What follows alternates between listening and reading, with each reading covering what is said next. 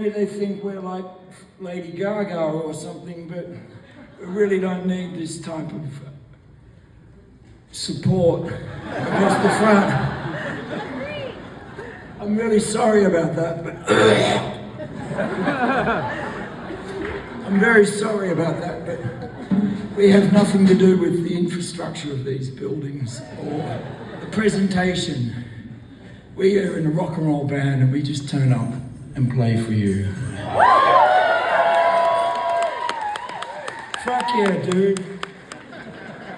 How are you all? It feels like it's been a long time since we've been in this country. What's been going on? We've been around the country, the West Coast, and we saved the best to last. This is our last show in the United States of America. And I want you to all know, I mean, the asshole, fucking the people that, not the thing, but we tore an asshole in Big Ears Festival, and I mean, I like getting critics, but fuck, this was awesome. And I think the fact we were actually under 65 probably kind of, everyone there is like over 100 or something. It's a beautiful idea, but it's not the first and not the last time Dirty Three have been invited to the wrong fucking festival.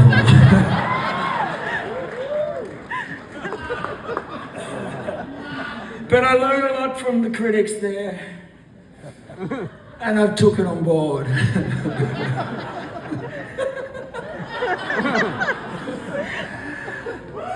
I would just like to say though, what a fucking wonderful, this was something I didn't like that actually spoke to the people.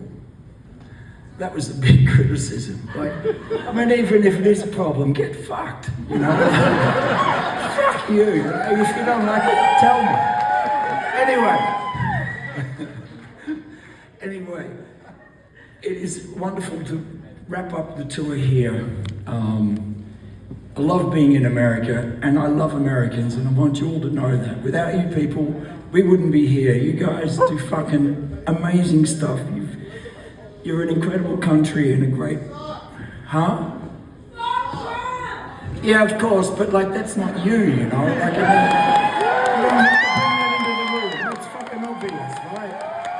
Give yourself a break from the fucking toxic feed of social media. Enjoy a fucking rock concert, right? That's all I care about. Anybody who knows me knows what I think, but I'm not here to fucking tell you about that. I want you to forget about that, okay? That's why we do rock concerts. I'll leave the other shit to the boss. I'll leave the other shit. Or fucking Neil Young or whatever. You know? Good for them, good for them. But I love being here, and I always will.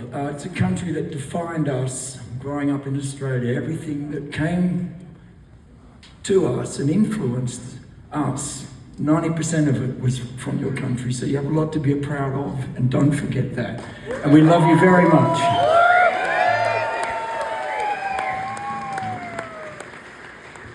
We started in 1992.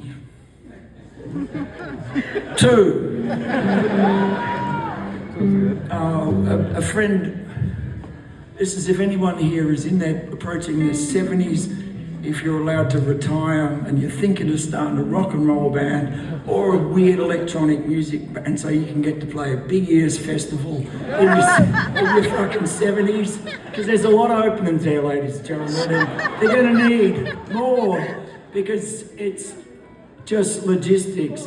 Those old fuckers are going to die and they're going to need more old fuckers to fill the hole. So get yourself a fucking little group together, electronic music, and you'll be fucking making more money than we ever made in our 20s, 30s, 40s, 50s, 60s. And there's no way we're getting back into fucking Big Ears, that's for sure, in our 70s. So I'll park that there. We started this band in my kitchen.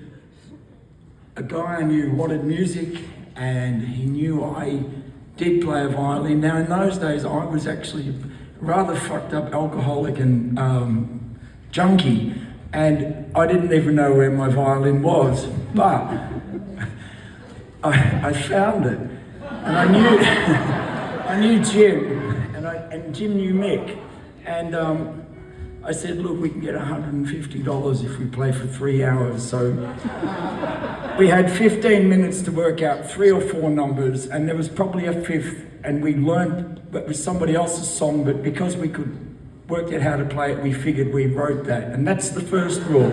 If you figured out the tune, you fucking wrote it. They're not gonna fucking come after you like, when you're 70, like fucking leave it for your kids or your dogs to sort out.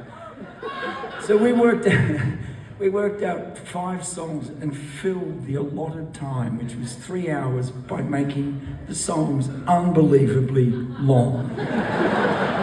So the first rule, when you're about to launch into your avant-garde electronic fucking AI-infused music career at 70, don't fucking practice. That's the first one. And this is one of our first songs. It's called Indian Love Song. Pour out your fucking heart.